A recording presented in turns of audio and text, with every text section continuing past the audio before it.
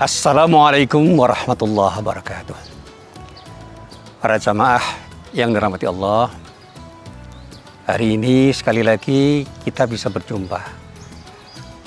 Dan tentu saja perjumpaan ini bisa terlaksana karena ridho Allah. Dan mudah-mudahan kita selalu mendapatkan ridho Allah sehingga hidup kita menjadi hidup yang bermakna.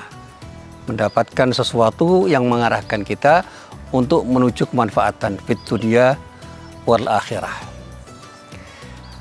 Para jamaah yang dirahmati Allah, sekarang ini ada wacana yang sederhana sebenarnya, yaitu wacana mudik.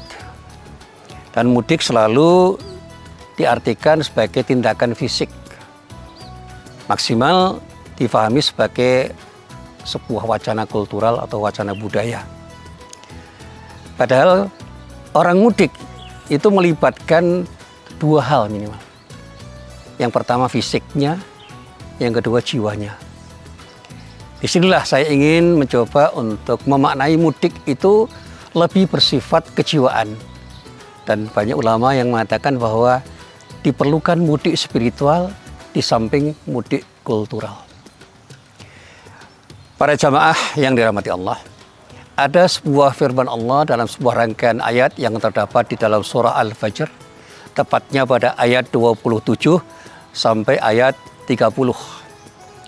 Di dalam ayat itu Allah berfirman, A'udzubillahi minasyaitonirrajim, Ya ayyatuhan nafsul mutmainnah, irji'i ila rabbiki radiyatan mardiyah, fadkhuli fi ibadi, wadkhuli jannati. Ayat itu mengisyaratkan sebuah panggilan yang mesra. Panggilan kepada manusia bukan pada manusianya, tetapi pada sesuatu yang dimiliki oleh manusia, sesuatu yang dialami oleh manusia, sesuatu yang menjadi sesuatu yang dirasakan oleh manusia, yaitu ketenangan jiwa. Ada sebutan nafsun mutmainnah, jiwa yang tenang. Oleh Allah dipanggil dengan panggilan mesra, wahai jiwa yang tenang.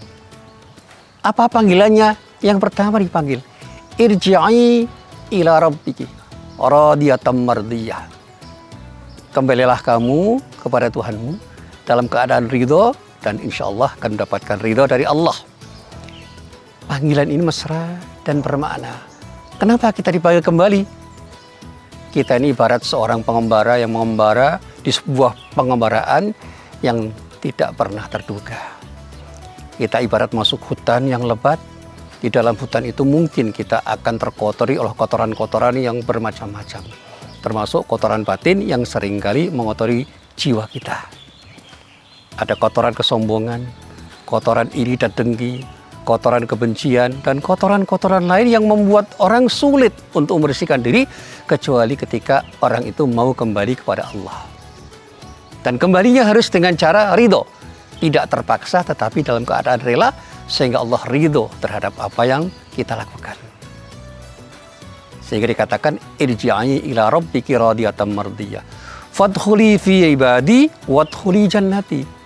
Ketika kita kembali dalam keadaan ridho dan Allah ridho, insya Allah kita akan jadi bagian dari hamba-hamba Allah yang dirindukan oleh Allah untuk kembali. Dan pada saatnya kita akan masuk ke surga yang telah dijanjikan oleh Allah kepada orang-orang yang bertakwa, karena kita telah kembali menjadi orang yang menemukan fitrah kita, orang yang bersih dari segala macam dosa, orang yang terhapus kesalahannya karena mendapatkan maghfirah dari Allah Subhanahu wa Ta'ala. Nah, para jamaah yang dirahmati Allah, tentu saja banyak hal yang perlu kita lakukan untuk kembali. Yang pertama, bersihkan diri kita dari kotoran-kotoran batin dengan tidak melakukan tindakan maksiat sekecil apapun. Yang kedua, iringi kesadaran kita untuk tidak berbuat maksiat dengan memperbanyak amal soleh.